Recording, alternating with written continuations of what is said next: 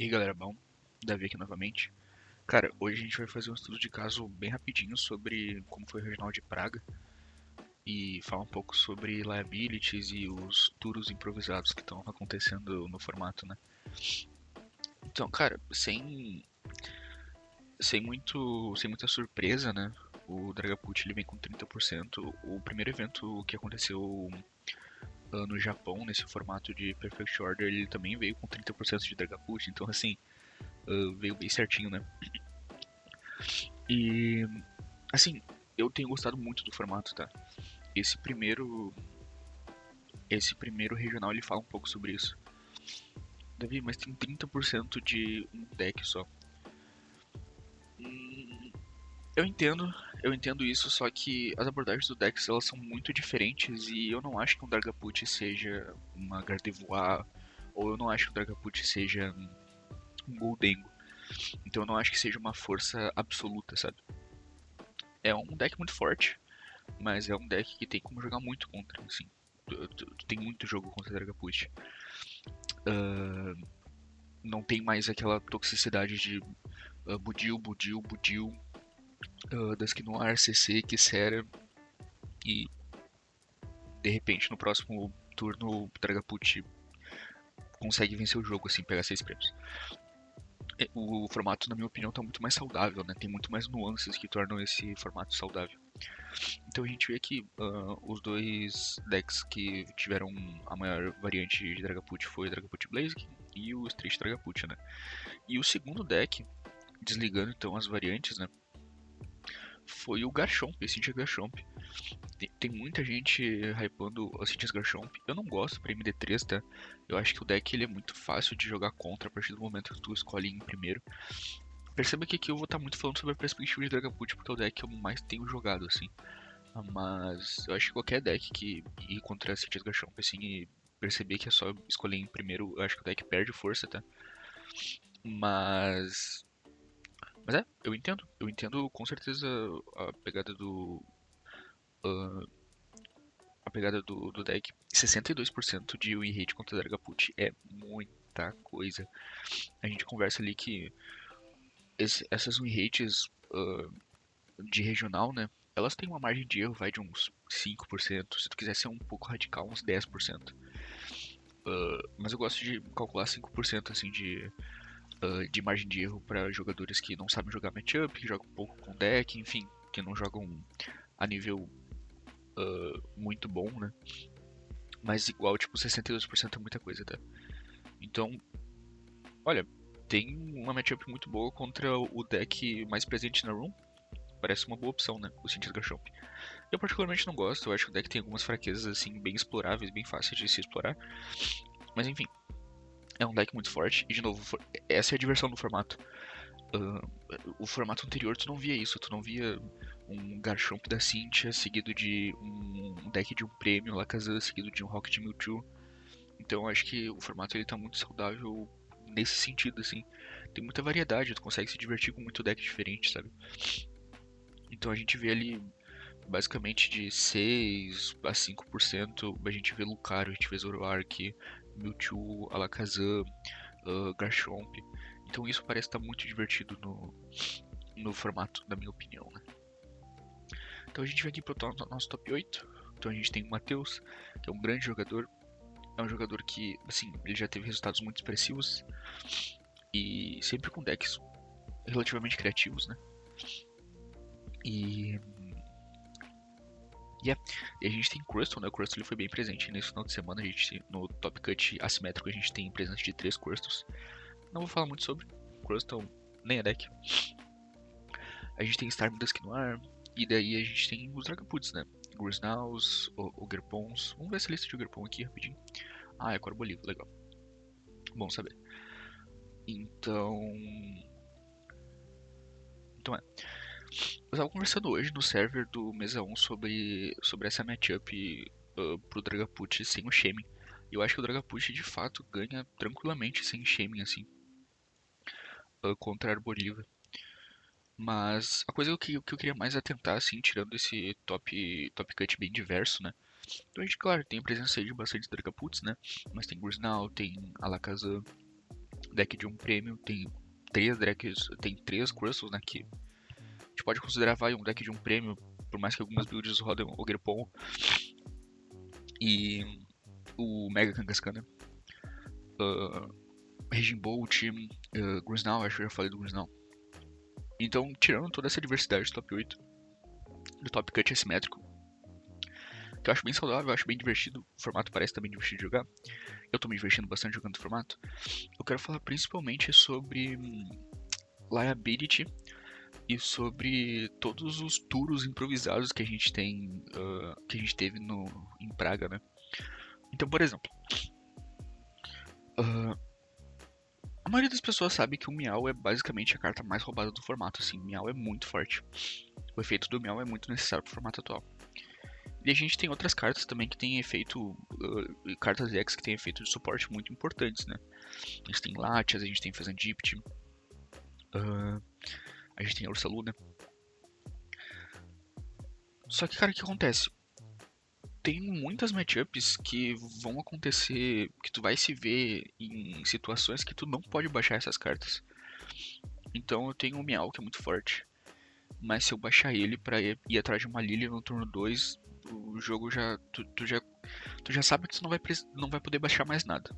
Aquele Miau vai ficar lá e tu não vai mais poder baixar Latias, tu não vai mais poder baixar Fezandipt, porque o Miau já tá lá como liability, sabe? Se tu baixar mais uma liability, provavelmente a curva de prêmio vai ficar muito favorável pro teu oponente. Tu tem um turno que tu tem a opção de cavar por alguma coisa que seja muito importante, mas pra tu conseguir cavar essa coisa que seja muito importante, tem que passar o Fezandipt. Então tem várias dessas situações onde tu tem essas cartas que são muito fortes como suporte, que tem efeitos muito fortes como suportes, só que tu não pode mais baixar elas, porque elas vão ser casos perdedores naquela situação onde tu se encontra. E a partir disso, né, os jogadores eles perceberam que existe essa lacuna a ser preenchida no formato pela falta do turno, pela falta de penny, né? E claro, tem muitos jogos que jogadores competentes conseguem vencer simplesmente não baixando, né? Então esse jogo, se eu baixar Latias, eu consigo um set bom de energia pra conseguir Budil no 2. Só que eu não posso baixar Latias, sei lá, contra o Zoroark. Então o jogador simplesmente não baixa Latias, abre mão do item lock e continua jogando dali, né? Só que, pô, por que eu tenho essa carta se eu não consigo baixar ela na maioria das matchups? Se eu baixar ela na maioria das matchups junto com outra carta, vai ser caso perdedor, né? E os jogadores percebendo isso, eles começaram a ter diversas ideias, né? Por exemplo, o Matheus, que simplesmente falou: bom, se baixar a liability de 2 prêmios é ruim, então eu não vou ter nenhuma, né? Então ele vem com uma abordagem sem Latias, sem Fezandipt, sem Miau. Aí, claro, a Ursaluna não é bem uma liability, né? Porque tu pretende descer ela só quando vier o caso. Mas pode acontecer de começar com ela, né? E o Matheus ele vem pra uma abordagem 100% sem liabilities, com um só Budil. Ele entende que tem algumas matchups que ele quer ir pra Budil e não são todas. E não só isso, né? Mas já que ele não tem liabilities de 2 prêmios, então já que ele não tem um Miau, já que ele não tem um Fezan, já que provavelmente o único EX presente na mesa vai ser um Dragapult, então que esse Dragapult seja protegido por uma capa e que esse Dragapult seja protegido por uma acerola, né? Então, muito divertido a abordagem do Matheus, é uma das abordagens.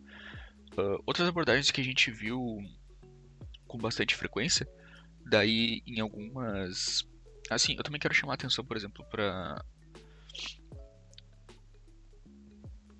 decklist de Starmie. Deixa eu só ver que eu tinha visto uma que era bem interessante. Por exemplo, essa que eu tinha visto anteriormente. Só o Miau, né? Então, tirando esse Miau que provavelmente tu vai baixar só quando tu precisar jogar o jogo, ou tu vai baixar pra achar uma peça que seja pra fechar o jogo. De resto, tu não tem liabilities, né? Teu board ele é basicamente sem liabilities, né? Mas a abordagem mais comum entre alguns arquétipos, mas principalmente entre os arquétipos de Dragapult, desses 30% que aconteceu no campeonato, foi a abordagem de área zero junto com o Timpal, né? É uma abordagem que a gente viu em alguns Ogre-Pons aqui, como eu tô mostrando também. Então, é de certa forma, um tour improvisado.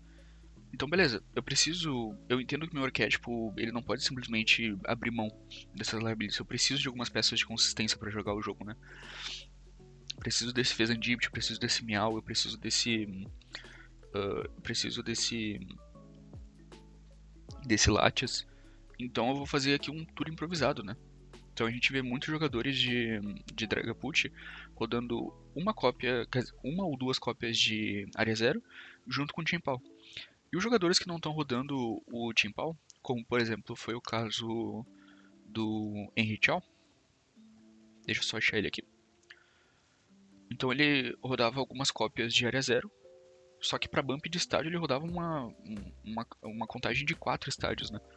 Então, claro, não tem aquela mesma força de bump imediato que o Timpal tem, só que muitas vezes tu consegue setar o board de uma forma que o Dragapult seja uma ameaça tão grande que tu simplesmente não possa gastar um turno dando Gust e uma liability do banco.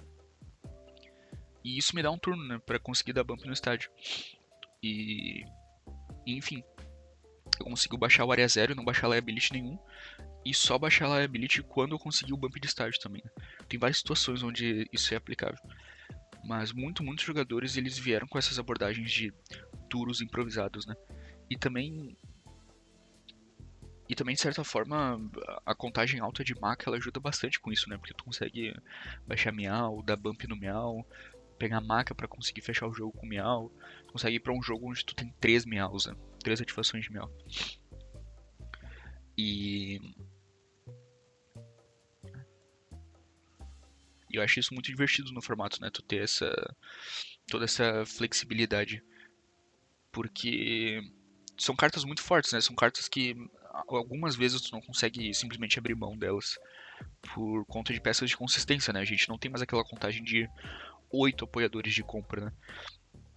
Se a gente for ver aqui na lista do Matheus, a gente tem apoiador de compra como Lily, né? A gente não tem mais aquele Lily Kissera. E tinha algumas ainda que faziam Lily Kissera e uma contagem de Research, né? Aqui a gente tem basicamente 4 Lilies de compra. E claro, a gente tem apoiadores para ver o deck também, né? Que é o Brock. Pra ir atrás de Pokémon, procurar Pokémon e afins. E a contagem de dois Pokégears que ajudam. Mas. Mas. Isso tudo é pra cobrir a lacuna de não ter o Meow, de não ter o Fezan e afins. Junto com com a engine de dano Sparse também. Então, assim, muito legal ver os jogadores se adaptando a essa necessidade de, cara, a gente tá sem Turo, a gente precisa descer essas cartas que são muito fortes, só que a gente não pode simplesmente descer elas porque a gente vai ser game loss pra gente se a gente perder, se a gente descer uma ou duas liabilities, né, durante o jogo. E, e é por isso que o arquétipo de Dragapult é tão mágico, né? Tu tem esse tipo de abordagem. Agora, Dragapult é um arquétipo específico, é 30%, tem várias abordagens referentes ao Dragapult, mas é um arquétipo específico, né? Mas a Piper, que foi o melhor Zoroark colocado, e perceba que aqui não foi um Zoroark top 15, tá? Foi a Piper top 15. Mas ela tem uma abordagem também que assim, a abordagem, antes da gente pensar no formato como ele seria, a gente pensaria, principalmente para o Mega Lucario, né? A gente pensaria que seria a abordagem principal, que é um Scoop Up Cyclone, né? Que é basicamente o que uma PN faz, só que para qualquer Pokémon. Então a Piper, ela reconhece, tá, o deck, o Meow realmente tem muita força, né? O Fezandiped, ele também tem uma importância muito grande para cavar meu deck quando eu precisar no final do jogo. Então vou mudar a Scoop Up Cyclone. E daí de resto a gente roda todas as peças de consistência que o Zorak precisa, assim, pra rodar. E é basicamente isso que ela faz, ela reconhece a força, porque, de novo, Meow provavelmente é uma das cartas mais fortes de suporte, assim. Não rodar ele, tu precisa ter uma adaptação no teu deck muito clara, sabe? Tu precisa ter uma peça que faça claramente uma função de uma peça de consistência, né? E também recomendo muito pro Dragapult Dunsparce, porque ele realmente parece muito divertido com a capa do herói, né? Principalmente com a capa do herói. Mas não é uma esse spec que eu tenho acesso, né, para testar, então enfim. E também queria deixar registrado toda a relevância dos decks de um prêmio, né? Então, a gente vê a La Casa da Sparse, a gente vê Praça de Festa, bastantes Praça de Festa, Round Crawl aqui também no top 32. Ele ficou top 28 em específico. Então, muito legal, assim. Eu tô gostando muito desse formato. O formato tem sido bastante divertido. Principalmente ver essas adaptações de turos e penas improvisadas, né? Que os cyber-atletas têm feito. Então, muito divertido. Queria dar um destaque especial para a lista do Henry, que é uma lista que eu testei, achei bem divertida.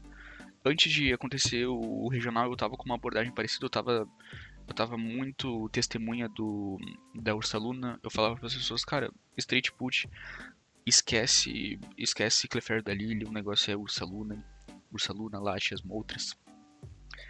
E gostei muito da contagem de estádios. Eu tava numa contagem de 3 estádios, mas eu fiquei muito feliz quando eu vi a lista dele e eu vi que ele conseguiu encaixar 4. Então, destaque especial para essa lista aqui, porque parece uma lista bem consistente, bem direta ao ponto, uma lista que mantém no simples, e a partir disso consegue vencer jogos na diferença de skill, né? Muito divertido.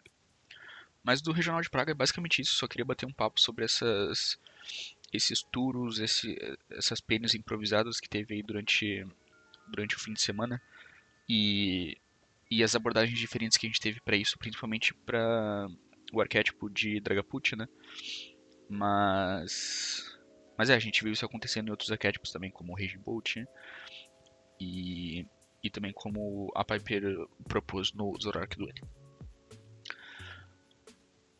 Sempre que tiver coisas parecidas assim durante o formato, eu venho aqui trazer. Pra Campinas, que eu acho que Campinas vai acontecer nesse. Pra Campinas vai acontecer nesse formato, né? Pra Campinas eu levaria uma lista parecida com essa. Ou eu levaria uma lista parecida com essa, ou provavelmente eu tiraria a Rosas, tá? E botaria mais uma contagem de boss. Provavelmente eu tiraria o Shame e botaria uma contagem mais de. Uma contagem de. Uma cópia de Shenpao, né? Mas enfim, eu levaria uma lista parecida com essa.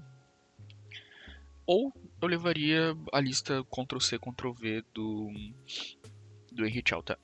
Eu levaria uma dessas duas listas para Campinas, que eu acho que são listas com contagens boas pro meta atual, tá? O Shemin ele tem cada vez diminuído mais o valor para mim, assim. Mas eu consigo ver como peça importante, assim, pra quem quiser levar pra um regional e tal. Então eu levaria ou uma peça, ou uma lista parecida com essa, com o Vital e Pecarante, né? Ou uma lista parecida com a do Henrichal para Campinas. Eu acho que vai acontecer no formato de Perfect Order, tá? Para todo mundo que vai para Campinas, boa sorte. E eu vejo vocês quando eu tiver outro pensamento assim sobre o formato ou quando eu tiver qualquer tipo de estudo de caso para trazer, tá? Até mais.